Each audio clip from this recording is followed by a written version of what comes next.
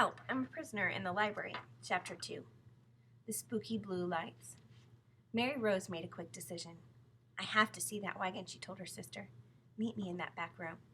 Without waiting for a reply, she ran off. When Jo Beth finally joined her, Mary Rose had already examined the display. It's a school bus, she explained, from long ago. Only then it was called a kid hack. A what? A kid hack. And those big dolls sitting up there are dressed just the way kids dressed in olden times. They look more like store dummies you see in windows. Look at the way they're arranged, Mary Rose. Two of the dolls appeared to be leaning slightly out of the wagon, as if they were watching the road. Two had their heads turned toward each other. They almost seemed to be having a conversation. Three sat one behind another, their eyes straight ahead.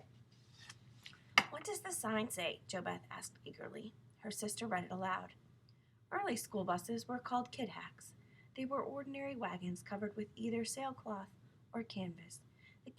The students being taken to and from school sat on hard wooden benches.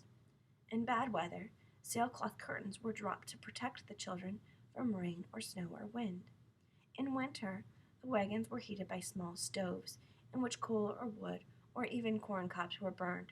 Sometimes the stove was fastened in place under the floor of the kid hack. In some wagons, the small black stove was placed inside. Later models were much fancier.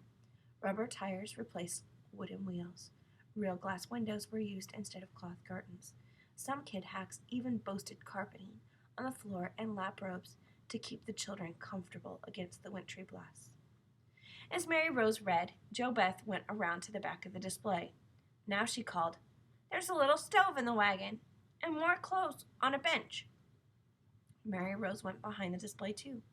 She picked up some dried corn cobs from the wagon floor and put them in the claw-footed little iron stove, while Jo Beth held a dress against herself, wondering if it would fit. Neither of the girls heard the librarian moving around. In Vilmore Fenton, the librarian didn't realize anyone else was in the library. No one had come in after it had begun to snow. Miss Fenton had almost decided to close up early, but the sign outside listed the hours as 9 to 5 daily. Miss Fenton was a woman who believed in carrying out her duties. There were 10 rooms downstairs.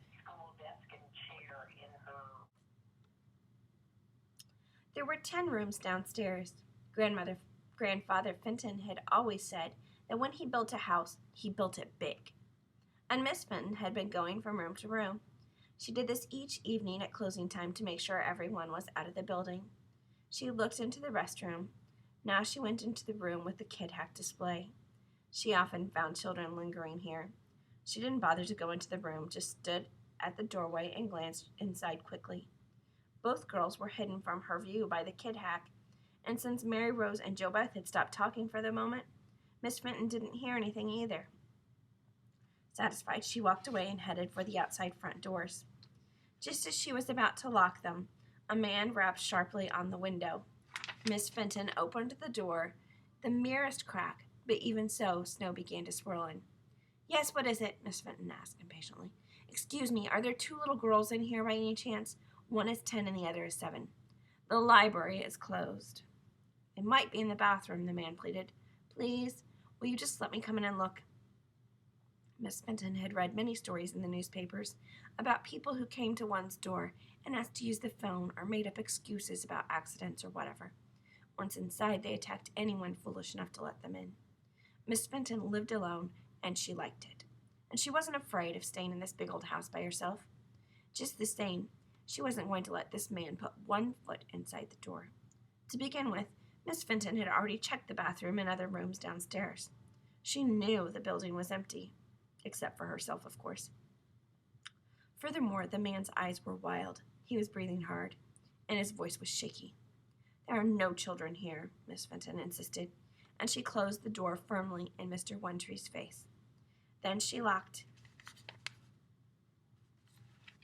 and bolted the outside front doors and did the same with the inner doors. Miss Fenton didn't believe in taking unnecessary chances.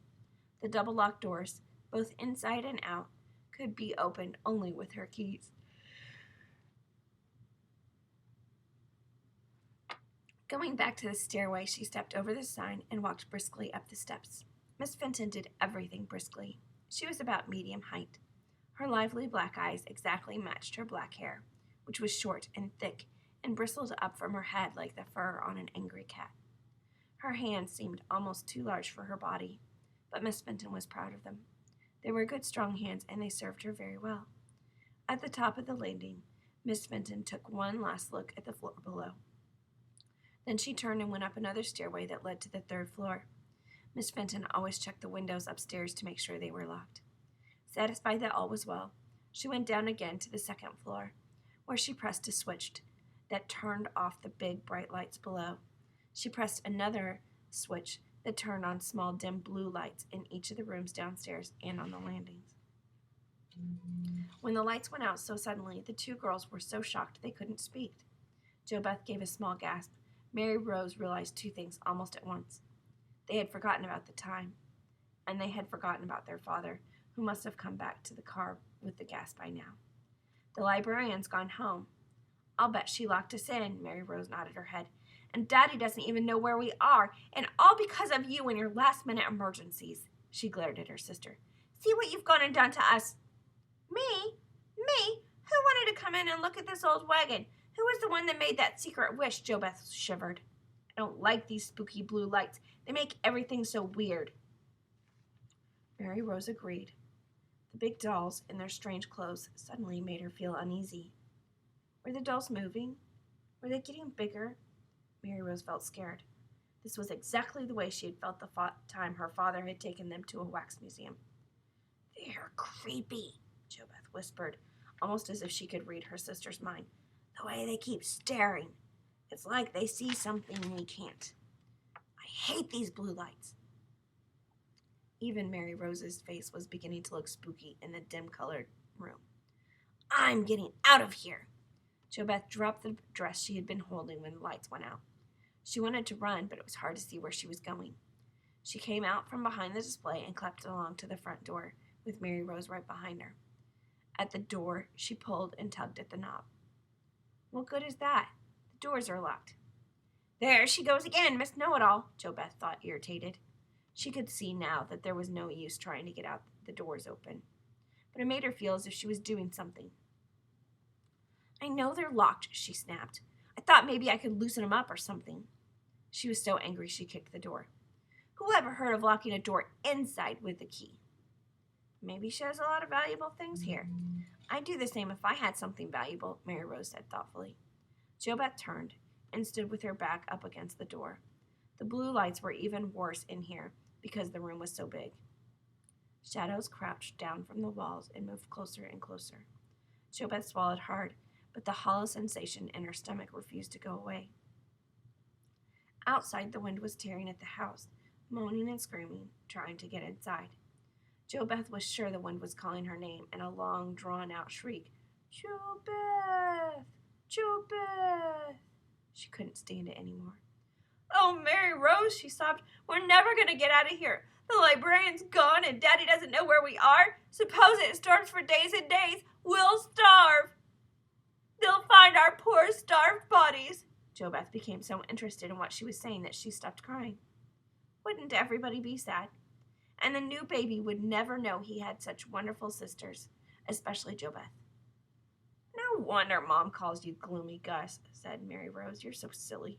She started to walk away from the door. Jo Beth promptly followed. I don't want to stay here by myself. Where are you going? I'm going to find the phone, dummy. You said at least one sensible thing. Nobody knows we're here, so I guess it would be a good idea to call somebody on the phone and tell them where we are.